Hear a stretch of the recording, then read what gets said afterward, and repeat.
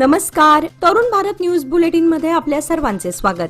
आता पाहूया ठळक घडामोडी. आटपाडीत तिघांकडून 11 देशी पिस्तूल, 22 कारतूस जप्त. मध्य प्रदेशातील पाजीकडून शस्त्रांची खरेदी.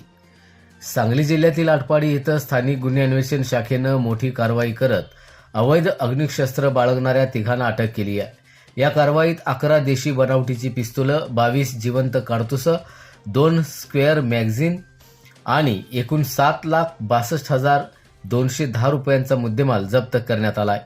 या कारवाईमुळे अवैध शस्त्र विक्रीच्या रॅकेटचा पर्दाफाश होण्याची शक्यता व्यक्त केली जाते. गोपनीय माहितीच्या आधारे पोलिसांनी प्रथम मयुरेश आदाटे याला ताब्यात घेतलं. त्याच्याकडून एक पिस्तूल आणि 2 जिवंत कारतूस जप्त करण्यात आली. चौकशीतून मारुती गुजले आणि त्यानंतर वैभव उर्फ गब्बर इंगळे याला अटक करण्यात आली. तिघांकडून मिळून 11 देशी पिस्तूल, 22 जिवंत कारतूस आणि 2 स्पेअर मॅगझिन हस्तगत करण्यात आले आहेत. प्राथमिक चौकशीत ही शस्त्र मध्य प्रदेशातील सेंधवा इथल्या पाजी नावाच्या व्यक्तीकडून सोशल मीडियाच्या माध्यमातून विक्रीसाठी आणल्याची माहिती समोर आली आहे. या प्रकरणी आटपाडी पोलीस ठाण्यात भारतीय शस्त्र अधिनियमाअंतर्गत गुन्हा दाखल करण्यात आला असून फरार आरोपींचा शोध सुरू आहे. जिल्ह्यातील अवैध अग्निशस्त्र धारकांविरोधातील विशेष मोहीम यापुढेही सुरू राहणार असल्याची माहिती पोलीस अधीक्षक तुषार दोशी यांनी दिली आहे. सांगली पोलिसांकडून नागरिकांना 4 कोटी 2 लाखांचा मुद्देमाल परत, 50 गुन्ह्यांचा छडा. आयजी रंजन कुमार शर्मा यांच्या हस्ते वितरण. सांगली जिल्हा पोलिसांनी गुन्ह्यांमध्ये जप्त केलेल्या मुद्देमालाची कायदेशीर प्रक्रिया वेगानं पूर्ण करत नागरिकांना मोठा दिलासा दिलाय. जिल्ह्यातील 16 पोलीस ठाण्यांमध्ये दाखल 50 गुन्ह्यातील तब्बल 4 कोटी 2,82,000 रुपयांचा मुद्देमाल संबंधित फिर्यादी आणि साक्षीदारांना परत करण्यात आलाय. कोल्हापूर परिक्षेत्राचे विशेष पोलीस महानिरीक्षक रंजन कुमार शर्मा यांच्या हस्ते हा मुद्देमाल वितरित करण्यात आला. यावेळी सांगलीचे पोलीस अधीक्षक तुषार दोशी आणि वरिष्ठ पोलीस अधिकारी उपस्थित होते. परत करण्यात आलेल्या मुद्देमालांमध्ये 134 तोळे सोन्याचे दागिने, 40 किलो चांदीचे दागिने, 283 मोबाईल, ऑनलाईन फसवणुकीमधील 97,32,000 रुपयांची रक्कम तसंच 1,430 किलो बेदाणा यांचा समावेश आहे. गुन्ह्यामधील जप्त मुद्देमाल न्यायालयीन प्रक्रिया पूर्ण होताच मूळ मालकांच्या ताब्यात देण्याची कार्यवाही सांगली पोलिसांनी जलद गतीनं पूर्ण केली आहे. गुन्ह्यांचा छडा लावण्याबरोबरच नागरिकांच्या हक्काचा मुद्देमाल सुरक्षितपणे परत मिळवून देण्याची जबाबदारीही पोलिसांनी प्रभावीपणे पार पाडल्यानं नागरिकांनी समाधान व्यक्त केलंय. अनुसूचित जाती आरक्षण उपवर्गीकरणासाठी 9 ऑगस्टला सांगलीत मातंग समाजाचा धडक मोर्चा.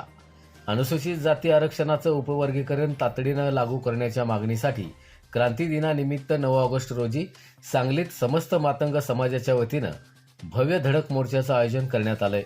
या मोर्चात आमदार अमित गोरखे यांच्यासह राज्यातील मातंग समाजाचे विविध नेते, पदाधिकारी आणि हजारो समाज बांधव सहभागी होणार आहेत.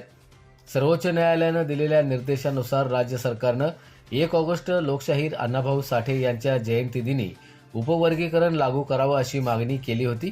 मात्र सरकारनं याबाबत कोणताही निर्णय न घेतल्यानं राज्यव्यापी आंदोलन उभारण्याचा निर्णय घेण्यात आलाय.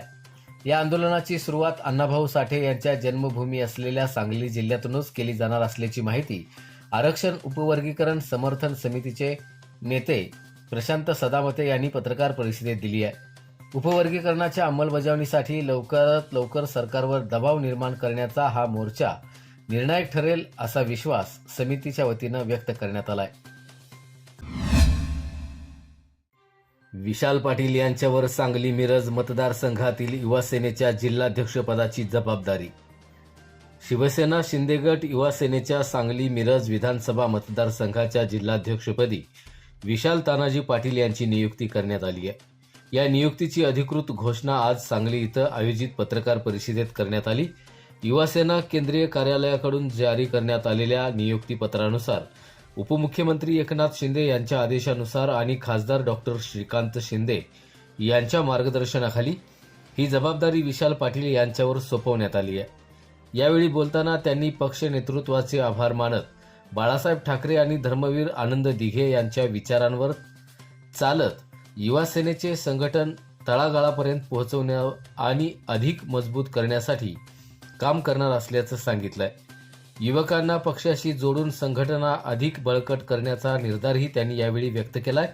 या पत्रकार परिषदेला सहसंपर्क प्रमुख रावसाहेब घेवारे, संपर्क प्रमुख महादेव सावंत, शहर प्रमुख सचिन कांबळे, नंदू मंडले, मयूर गायकवाड यांच्यासह पदाधिकारी आणि कार्यकर्ते उपस्थित होते. मुख्यमंत्री सुनेत्रा पवार यांच्यावरील वक्तव्याचा सांगलीत निषेध, काँग्रेसनं माफी मागावी, संघर्ष समितीची मागणी.